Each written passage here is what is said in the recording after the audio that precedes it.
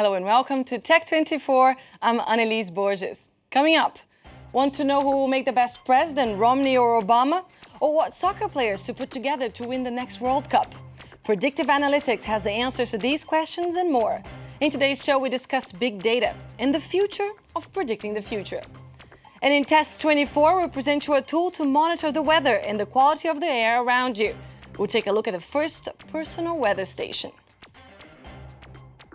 Forget about your gut feeling. Who's got time for instincts anyway?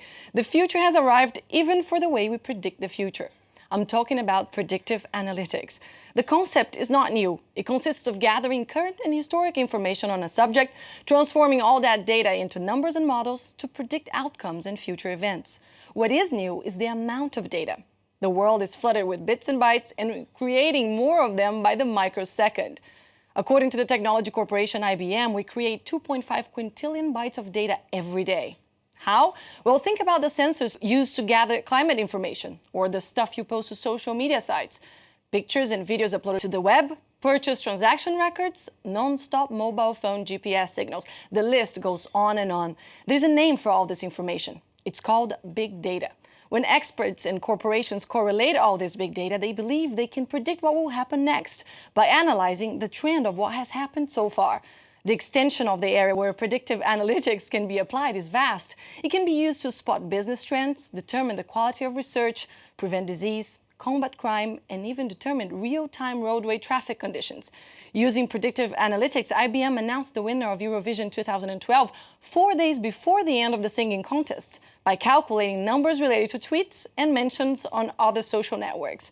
Mark Edwards joins me now in the studio. Mark, one could say that we're experiencing a real data deluge, but experts say with big data analytics, we can make real progress and measurable change in segments like health, for example, which is already happening in New York City. Absolutely. I mean, the truth is prevention is always better than a cure, and it's certainly a lot cheaper. And what we can do with big data, obviously we can see people's medicating habits, we can see demographics, whether it's healthier to live in the city or in the country. But if we look at a city in particular that's got a lot of big events coming up in Brazil, we've got Rio, have obviously got the World Cup and the Olympics. Now they have developed a smart city in conjunction with IBM, and what they're doing, they're bringing together all of this information to try and predict the future, predict when flash floods could happen, when rain could happen, and then work on their emergency response system, which could help save lives and is a fantastic innovation from their part. But making predictions based on information available on the web is a tremendous tool for companies to know what we want and how we will get it. It's not exactly a new thing. Supermarkets have been doing this for a long time. If any of you have got your supermarket, your loyalty cards, they know exactly what you're purchasing. The difference is now it's not just getting more of the products you're purchasing. What they're actually doing is they're seeing where you're going within a supermarket. Amazon, for instance, if we go back to web-based analytics, Amazon knows exactly. How do they know that they recommend things to you? How do they know that that's exactly what I wanted to buy? That's because they know what I'm clicking on, where I'm going, the sort of things that I'm looking at, and the sort of things that other people like me are looking at. And what they're calling that is the customer link analysis. And phone companies as well are doing this, where they try and work out who are the people who have the most inbound calls more than outbound. And they will focus on these people and say that these are the sort of the bigger people within a social network, and they will target their marketing strategies at these sorts of people. It's incredible. We're being watched all the time. It is also being used by company CEOs to make strategic decisions in terms of leading their business, even in sports.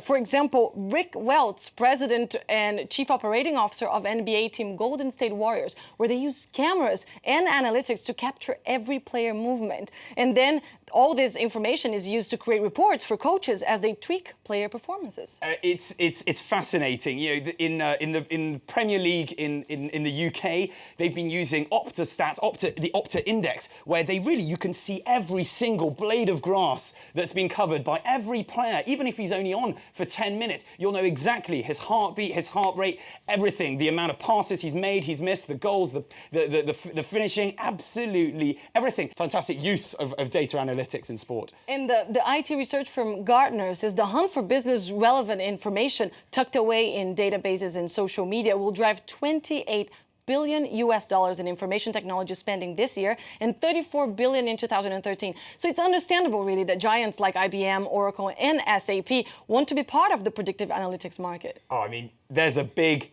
pie out there, and they are trying to get a slice of that pie. And it's no surprise because effectively they're in there with big companies. They're in there, they've been doing some of the data analytics for big corporations. But now you're seeing the rise of Google, and suddenly Google's already so entrenched in this market that they're thinking, right, we need to catch up. There's so much money at stake here. We need to be involved. The competition's going up, and we've got other smaller companies as well getting involved. There's a lot of money out there. There's a lot of people wanting a slice of that pie. Thanks for that, Mark. And we'll move on now because it's time for Test 24.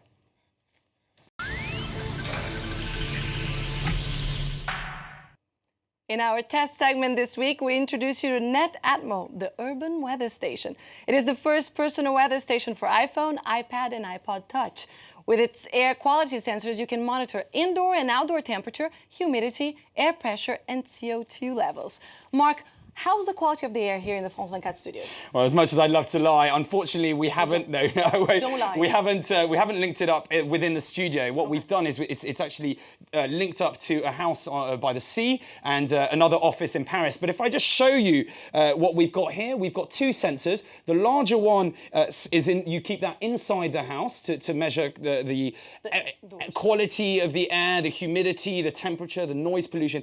This one is the more durable one, which you measure from the outside. It's waterproof, and again, great for noise pollution and air pollution and sound pollution, absolutely everything. How does it work? It works with an app. It works directly with the app. The app is completely free to download, and what you do is you relay it in. So here we've got the humidity, the CO2 quality, the sound levels in this office in Paris. And what you do is then we can go and look at the house. If I just have a quick look here, is it not coming on?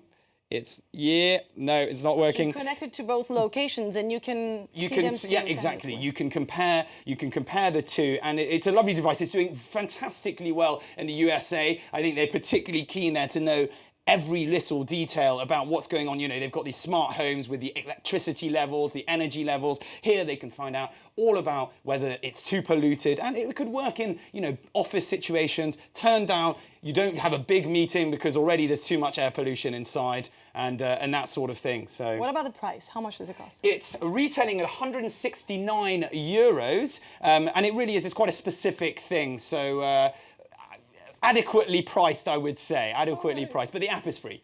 Okay, thank you very much, Mark. And thank you for watching this edition of Tech 24. Don't forget you can give us your feedback on the show via Facebook or on Twitter at TechF24. And finally, Google opens the door to its memory. From Finland to Iowa, we can now take a sneak peek at Google's secretive server farms around the globe. These spots are where Google keeps all its clusters to process search requests, show YouTube video clips, and distribute email from millions of people. We leave you with these images of where the internet lives. I'll see you next week.